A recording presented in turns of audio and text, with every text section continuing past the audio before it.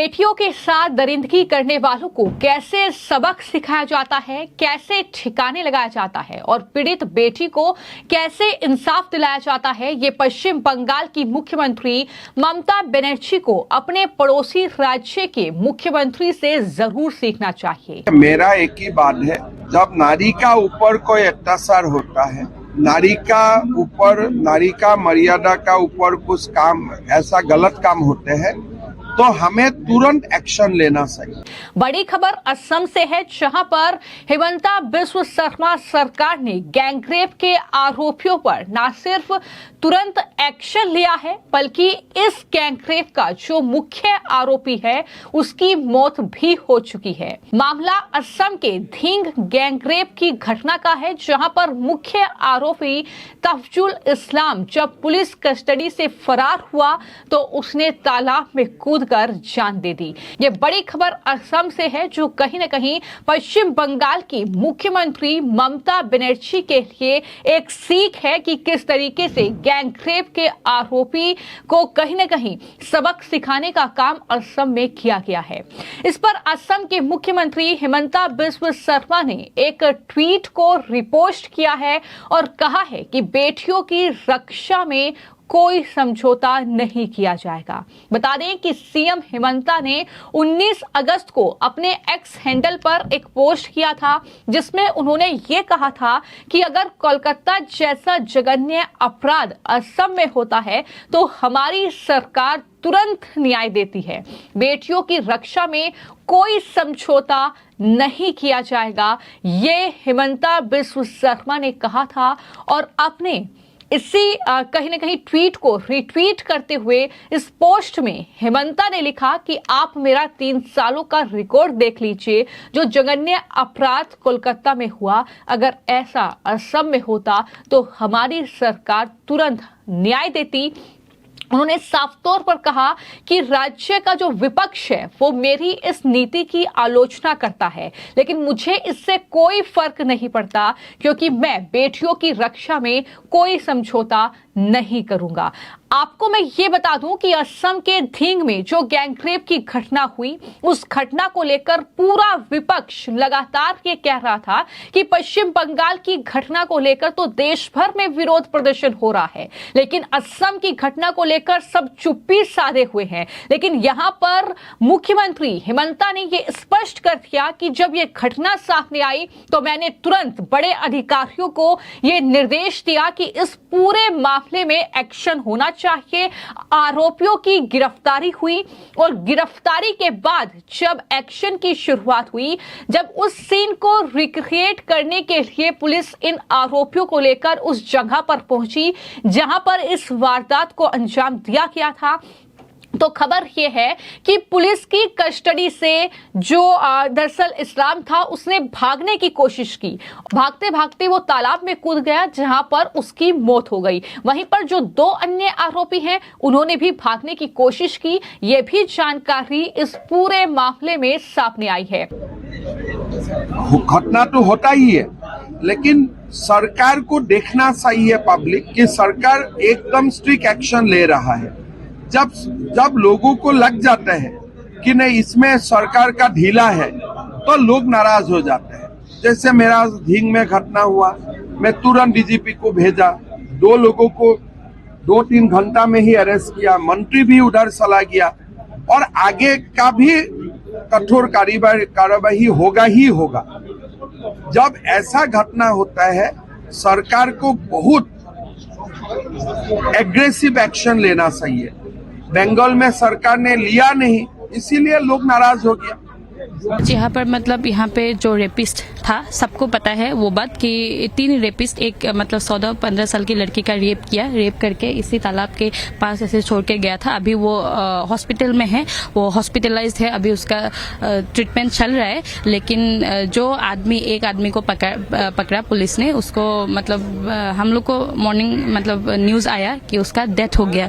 तो नाबालिग से दुष्कर्म का ये मामला, जहां पर जो मुख्य आरोपी है तफजुल इस्लाम, उसकी मौत हो चुकी है। और इसी घटना के बाद जो है मुख्यमंत्री हिमंता बिस्वा शर्मा ने अपने इस ट्वीट को रिट्वीट किया है, जिससे लोग साफ तौर पर उनकी तारीफ कर रहे हैं, क्योंकि हिमंता लगातार जिस तरीके से बेबाक तरीके से बयान देते हैं, वो बेबाक तरीके से अपनी बात रखते हैं। हालांकि ये बात विपक्षियों को बहुत चुभती है, लेकिन जो हिमंता के एक्शन रहे हैं वो जाहिर तौर पर उसकी तारीफ हमेशा से होती रही है। अब जब मुख्य आरोपी तफजुल इस्लाम की मौत हो गई है, तो आज सुबह उसके शव को बरामद कर लिया गया है।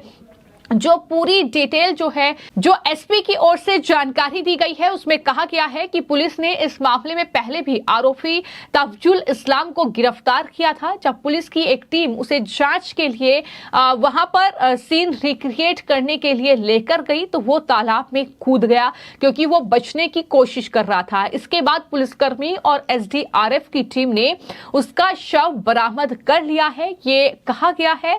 और कुल मिलाकर ये जो घटना है, जाहिर तौर पर इस पर कई लोग सवाल उठा रहे हैं कि क्या ये इंसाफ का सही तरीका है, लेकिन कई लोग इसकी खुलकर तारीफ भी कर रहे हैं कि जिस तरीके से दरअसल गैंगरेप के आरोपियों को सबक सिखाने का ये एक तरीका है, ये एक अच्छा तरीका है। इस तरीके की बातें भी लोग कर रहे हैं, लेकिन फिलहाल जो जानकारी सामने आई है वो यही कि पुलिस की कस्टडी से गैंगरेप के आरोपी ने भागने की कोशिश की और भागते भागते ये जो तफजुल इस्लाम था, ये तालाब में कूद गया। तालाब से ही इसके शव को बरामद भी किया गया है। मैं आंसू से भी बात कर लिया, पब्लिक से भी बात कर लिया, महिला से भी बात किया। हम लोग का गवर्नमेंट हर महिला को सुरक्षित करेगा, वो निश्चित है। और जैसे भी है, इस केस में कोई आपुस नहीं होगा, कोई कॉम्प्रोमाइज नहीं होगा। तो जितने भी ये यहाँ पर जितने भी लोग हैं वो कल भी प्रोटेस्ट किए हैं, तो उन लोगों का कहना है कि जब तक ये दो दोषी अब तक वो फरार है, उन लोगों का नहीं, वो दोषी तो निकाल जाएगा, वो तो जैसे भी हो हम लोग निकाल लेगा, उनको निकाल लेगा। बलात्कार का मुख्य आरोपी यही था। और इसके बाद अब दरअसल मुख्यमंत्री जो हिमंता हैं उनकी तारीफ हो रही है, लेकिन ममता बनर्जी सवालों के घेरे में हैं, क्योंकि जहां एक तरफ ममता बनर्जी जो है वो पश्चिम बंगाल की राजधानी कोलकाता में जो घटना हुई वहां पर आरोपी को बचाने की कोशिश में जुटी हुई है। जिस तरीके से लगातार पश्चिम बंगाल की घटना को लेकर पूरे देश में गुस्सा है, पूरा देश कहीं ना कहीं उबाल में है, लगातार विरोध प्रदर्शन चल रहे हैं। और ममता बनर्जी उस पीड़ित परिवार या फिर जो डॉक्टर अब इस दुनिया में नहीं है उसको दरअसल इंसाफ तक नहीं दिला पा रही हैं, उल्टा वो आरोपियों का बचाव कर रही हैं। उल्टा जो आर्जिकर मेडिकल कॉलेज का प्रिंसिपल था उसका तबादला कर दिया गया। जिस तरीके से इस पूरे मामले में एक के बाद एक परतें खुलती नजर आ रही हैं, वो ममता बनर्जी को सवालों के घेरे में खड़ा कर रही है।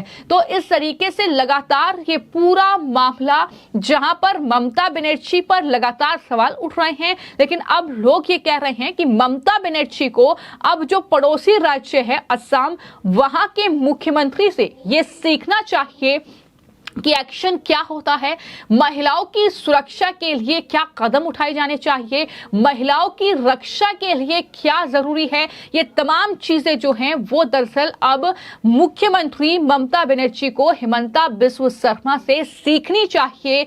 ये सलाह अब आम जनता भी ममता बनर्जी को दे रही है। हम लोग को चाहिए कि जो धर्षणकारी है, जो रेपिस्ट है, उन लोगों को हम लोग को सौंपिए, हम लोग उन लोगों को सजा देंगे, जो सजा देना है। जो लड़की अभी she's suffering like lots of pain she's suffering, तो हम लोग को चाहिए कि उसको मतलब ऐसा सजा दे जो रेपिस्ट है उसको ऐसा सजा दे कि पूरी दुनिया याद रखे, पूरी दुनिया हमेशा याद रखे जो रेपिस्ट है वो लोग रेप करने से पहले 1000 बार सोचे कि रेप करने से हम लोग को ऐसे दर्दनाक मृत्यु होगा। तो हम लोग को मतलब पुलिस प्रशासन भी है, जो हम लोग का असम सरकार है, सबको यही अनुरोध है कि जो 2 रेपिस्ट अभी भी घूम रहे खुले आसमान के नीचे घूम रहे, उन लोगों को हम लोग को सौंपिए। अगर आप लोग उन लोगों को मतलब ऐसा मौत नहीं दे सकते तो हम लोग देंगे। जो महिला समिति है, जो समाज है, हम लोग उसको ऐसा मौत देंगे कि पूरी दुनिया, पूरी भारत वर्ष याद रखे। क्योंकि ये पूरा मामला जिसको लेकर लगातार विपक्ष ये कह रहा था कि आप असम की घटना को लेकर क्यों नहीं बोल रहे हैं।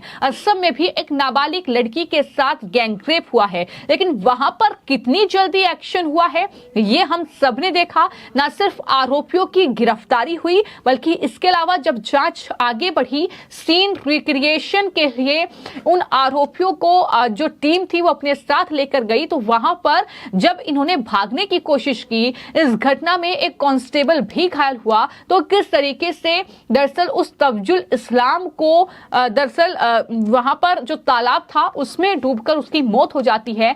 अब लगातार इस घटना को लेकर कई लोग सवाल उठा रहे हैं कि किस तरीके से ऐसा हो गया, क्या पुलिस वहां पर मुस्तैद नहीं थी। यानी जिस तरीके से आरोपी की मौत हुई है उसके बचाव में भी लोग उतर गए हैं, लेकिन फिलहाल जो बाकी आरोपी थे उन्होंने भी भागने की कोशिश की है और बताया यह जा रहा है कि वो जल्द ही दरअसल पुलिस की गिरफ्त में होंगे, क्योंकि अंधेरे का फायदा उठाकर ये तमाम लोग हाथ छुड़ाकर वहां से भागे थे। तो इस तरीके से ये पूरी घटना सामने आई है। लेकिन जैसा कि मैंने कहा कि असम के मुख्यमंत्री ने बार बार ये कहा है कि अगर पश्चिम बंगाल में जैसे हालात बन रहे हैं, अगर वो असम में होंगे तो तुरंत एक्शन होगा, तुरंत कार्रवाई होगी। महिलाओं की रक्षा के साथ हम कोई समझौता नहीं करेंगे। और कुछ ऐसा ही फिलहाल असम में देखने को मिल रहा है, जहां पर बीजेपी की सरकार है, जहां पर मुख्यमंत्री हिमंता बिस्वा शर्मा है। फिलहाल आपकी इस खबर को लेकर क्या राय है, हमें कमेंट बॉक्स में जरूर लिखें। धन्यवाद।